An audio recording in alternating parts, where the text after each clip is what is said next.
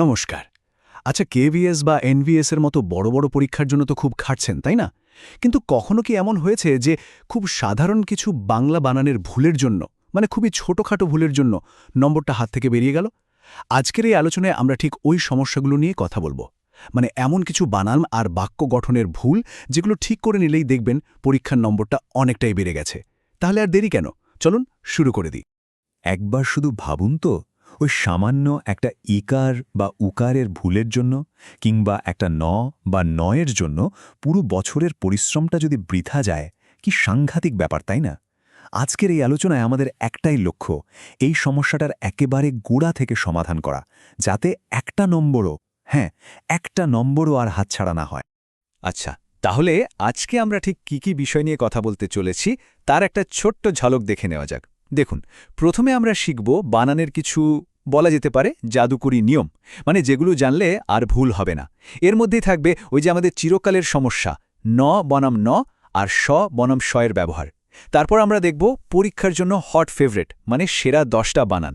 শেষে বাক্যের কিছু সাধারণ ভুল ধরব, আর হ্যাঁ, সবশেষে একটা ছোট্ট টেস্ট দিয়ে দেখে নেব আমরা কতটা শিখলাম। তাহলে চলুন আমাদের প্রথম পর্বে চলে যাই, বানানের জাদুকরি নিয়ম।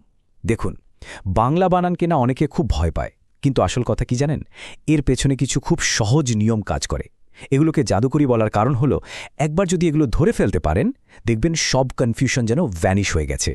আর আমাদের প্রথম যে বিভ্রান্তিটা দূর করতে হবে সেটা হলো ন আর ন, মানে কখন মূর্ধন্য ন বসবে আর কখন দন্তন্য। এটা নিয়ে আর কোনো চিন্তা থাকবে না। চলুন নিয়মগুলো একবার দেখে নিই। এই ন ব্যবহারের প্রথম আর সবচেয়ে গুরুত্বপূর্ণ নিয়মটা হলো ট বর্গের নিয়ম। এটা একদম মাথায় গেঁথে নিন।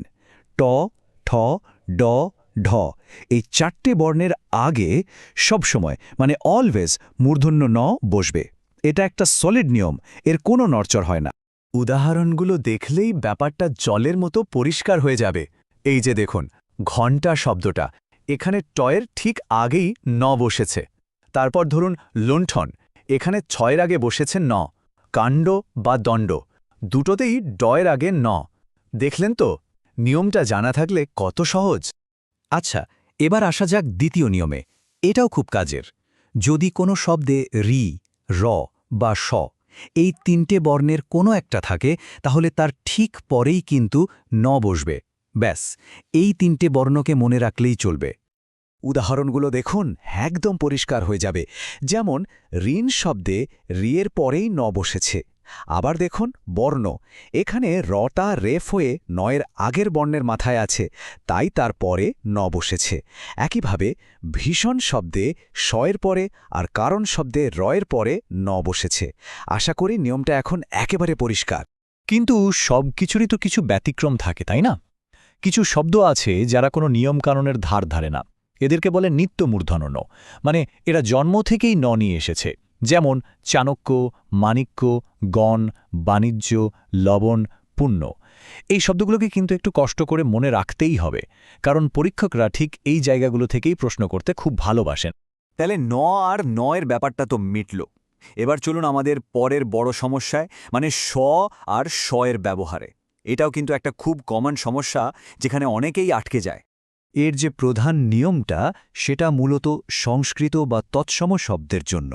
নিয়মটা হল স্বরবর্ণের উপর ভিত্তি করে।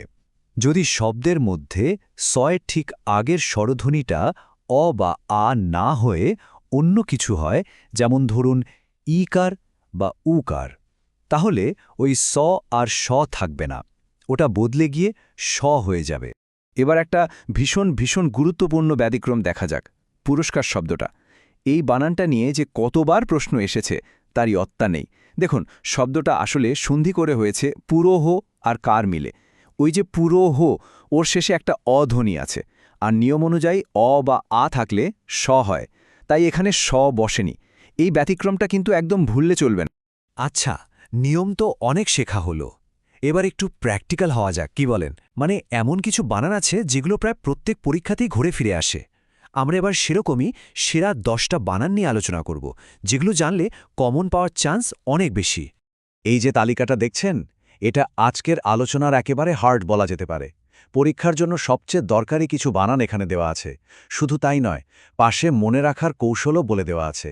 যেমন ধরুন মুমূর্ষু, মনে রাখবেন হ্রস্ব উ, তারপর দীর্ঘ উ, আবারও হ্রস্ব উ, এই প্যাটার্নটা। বা ধরুন উজ্জ্বল, যেখানে দুটো জয়ের সাথে একটা বফালা জুড়ে থাকে। আমার মনে হয় এই তালিকাটা খুব ভালো করে দেখে নেওয়া দরকার হলে এই স্লাইডটা একটু পজ করে প্রত্যেকটা শব্দ ভালো করে দেখে নিন, মাথায় গেঁথে নিন। শুধু একটা শব্দ ঠিক লিখলেই তো হবে না, তাই না? পুরো বাক্যটাকেও তো শুদ্ধ হতে হবে। বাক্য গঠনও কিন্তু সমান গুরুত্বপূর্ণ। চলুন এবার আমরা বাক্যের এমন দুটো সাধারণ ভুল দেখে নিই যেগুলো পরীক্ষার্থীরা হামেশাই করে থাকেন। প্রথমেই আসি বাহুল্যদোষ বা রিডান্ডেন্সিতে, মানে একই অর্থ বোঝাতে দুটো শব্দ ব্যবহার করা। যেমন ধরুন সব মানুষেরা। আরে বাবা, সব বললেও তো বহুবচন বোঝায়, আবার রা বললেও তাই। দুটো একসাথে কেন? শুদ্ধ বাক্য হবে সব মানুষ মরণশীল। ঠিক তেমনি কেবলমাত্র আর শুধু দুটোই তো একই জিনিস, তাই বলতে হবে শুধু তুমি এসো। আর দ্বিতীয় যে ভুলটা, সেটা হলো গুরু চণ্ডালী দোষ। নামটা শুনে কঠিন মনে হলেও ব্যাপারটা খুব সহজ। এর মানে হলো সাধু ভাষা আর চলিত ভাষা মিলিয়ে একটা জগাখিচুড়ি বানিয়ে ফেলা। যেমন আমি সেখানে যাইয়া দেখলাম, এখানে যাইয়া হলো সাধুরূপ আর দেখলাম হলো চলিত। এটা একদম চলবে না। হয় পুরো বাক্যটা চলিত ভাষায় বলুন, আমি সেখানে গিয়ে দেখলাম, অথবা পুরোটা সাধু ভাষায় বলুন, আমি সেখানে যাইয়া দেখি দিলাম। আচ্ছা, অনেক তো শেখা হলো, অনেক আলোচনা হলো, এবার সময় এসছে নিজেদের একটু ঝালিয়ে নেওয়ার, তাই না? দেখা যাক যা শিখলাম সেটা কতটা মাথায় ঢুকেছে। একটা ছোট্ট কুইজ, তৈরি তো সবাই? আমাদের প্রথম প্রশ্ন, নিচের কোন বানানটি শুদ্ধ? অপশনগুলো ভালো করে দেখুন। মুমূর্ষু বানানের ওই যে একটা প্যাটার্নের কথা বলেছিলাম, হ্রস্ব দীর্ঘ হ্রস্ব, মনে পড়ছে কি? এবার দ্বিতীয় প্রশ্ন, পুরস্কার বানানে স হয় না কেন? একটু আগেই কিন্তু আমরা এই বিশেষ ব্যতিক্রমটা নিয়ে আলোচনা করেছি, আশা করি সবার মনে আছে। আর আমাদের শেষ প্রশ্ন, কোন বাক্যটি শুদ্ধ? ভালো করে অপশনগুলো দেখুন।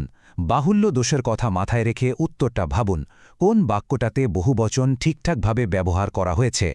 তাহলে চলুন এবার উত্তরগুলো মিলিয়ে নেওয়া যাক। প্রথম প্রশ্নের সঠিক উত্তর হল খ, মুমূর্ষু, ওই ইউ প্যাটার্ন। দ্বিতীয়টার উত্তরও খ, কারণ পুরোহ শব্দে অকার আছে। আর ৩ নম্বর প্রশ্নের সঠিক উত্তর গ, সকল ছাত্র উপস্থিত ছিল, কারণ এখানে কোনো ডবল বহুবচন নেই। কি সব উত্তর ঠিক হয়েছে তো? তাহলে দেখুন, বানান আর বাক্য গঠনের ভয়টা কিন্তু অনেকটাই কেটে গেল, তাই না? এবার ভাবুন তো, যদি ঠিক এই রকমই আত্মবিশ্বাস আর নির্ভুলতার সাথে পরীক্ষার কম্প্রিহেনশন বা বোধ পরীক্ষণের মতো অংশগুলো সমাধান করা যায়, তাহলে ব্যাপারটা কি দারুণ হবে। সেই প্রস্তুতিটা নেওয়ার জন্য মন কি তৈরি?